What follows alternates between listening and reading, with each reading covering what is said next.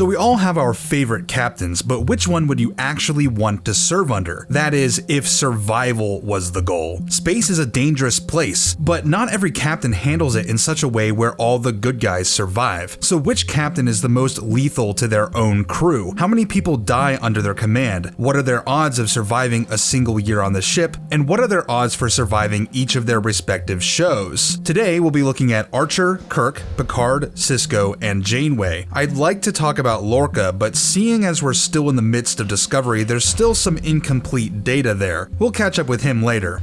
Okay, so before we start, I need to lay down some rules. First, I'm only counting confirmed deaths. Second, no duplicate deaths. It just gets confusing. For instance, O'Brien dies, but he's replaced by a future version of himself that comes back to the past. Or Voyager splits and one Harry dies only to be replaced with another, and not to mention everybody dies. Or the entire Enterprise explodes a few times, but they never really did because they kept resetting. You could make an argument for including stuff like this, but it gets too confusing, so I'm not going to count it. Also, I'm not going to count characters who are alive by the end of the episode. McCoy dies, Scotty dies, Chekhov dies, Worf dies a few times, and Wesley dies, but they're never dead for more than a few minutes. Lots of characters get resurrected in Star Trek, and it's just too confusing to count them. Another thing I'm doing is only counting consecutive years, each season of each series. We've got the classic movies and the TNG movies, but since they take place across different years and different ships and in many cases different crews, the findings from the movies just really aren't that meaningful in relation to the television shows, not to mention that the casualty tallies aren't particularly precise either. So on to the data. No, the data.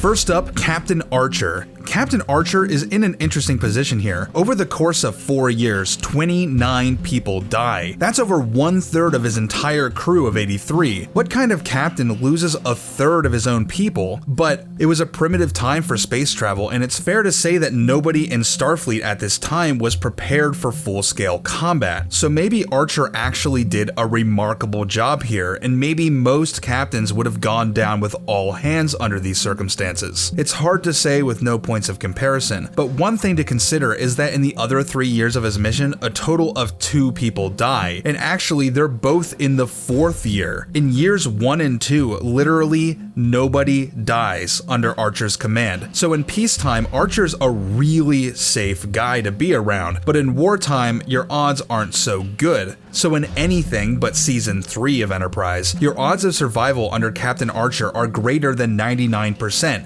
but during season 3, there's only a 68% chance that you're making it back to Earth, and a 65% chance that you'll survive the series as a whole.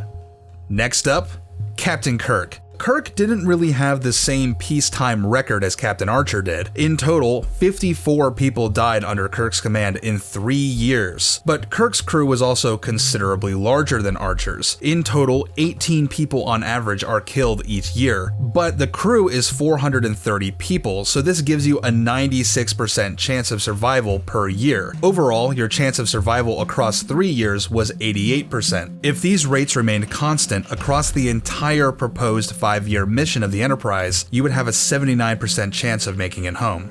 Bring in Captain Picard. Captain Picard was a conscientious captain who'd never put his crew into harm's way, right? Well, you say that, but he still lost 62 people in 7 years. That's almost 9 people per year. But the crew of the Enterprise was quite large at over 1,000 people, which means that your chance of survival each year was about 99%, and your chance of surviving all 7 years was 94%.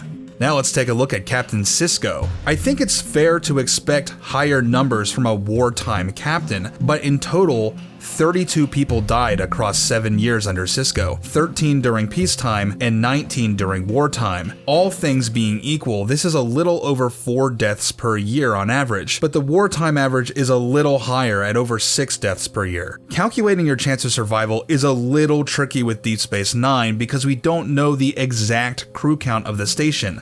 or of the Defiant for that matter, but at a minimum, there were around 300 Starfleet officers on Deep Space Nine, and approximately 50 to crew the Defiant. Assuming that they had enough personnel to staff both the station and the Defiant, we've got a minimum of 350 people. That means you've got between a 99 and a 98% chance of surviving each year under SISKO's command, depending on whether or not you're at war, and a 91% chance of surviving all 7 seasons.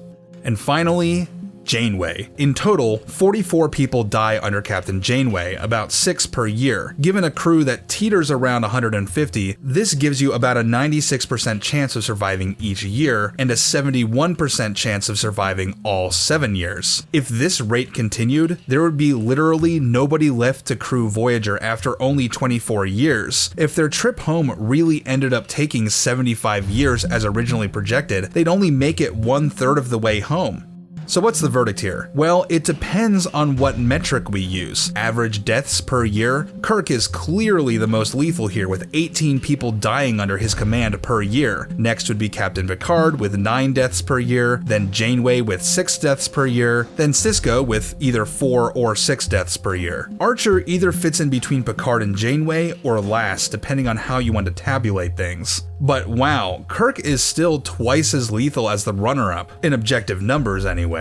If you tabulate year to year, Janeway and Kirk actually tie here with a 4% chance of death per year, though if we're dealing with wartime, Archer takes the cake, giving each crew member a 32% chance of death, and pretty much everybody else falls into the 1% range. In an average year, PICARD, SISKO, and Archer's crew can rest easy knowing that they only have a 1% chance of dying. Overall, across all years of their respective shows, serving aboard the NX-01 between 2151 and 2155, you ran a 36% chance of death. Serving aboard the USS Voyager on its journey home from the Delta Quadrant, you had a 29% chance of death. Serving on the Enterprise for the first 3 years of its 5-year mission, you had a 12% chance of death. Stationed aboard Deep Space Nine between 2369 and 2375 gave you a 9% chance of death. And finally, serving under Captain PICARD between 2364 and 2370 carried a 6% chance of death. So there are actually a lot of ways to break down this data. Anyway, I hope you enjoyed this somewhat morbid analysis. And I'm really curious, now that we've looked at this information, what captain would you most want to serve under? Let me know. And let me know if I missed anything or if there are other ways to look at the data. Thanks for watching, and I'll see you next time.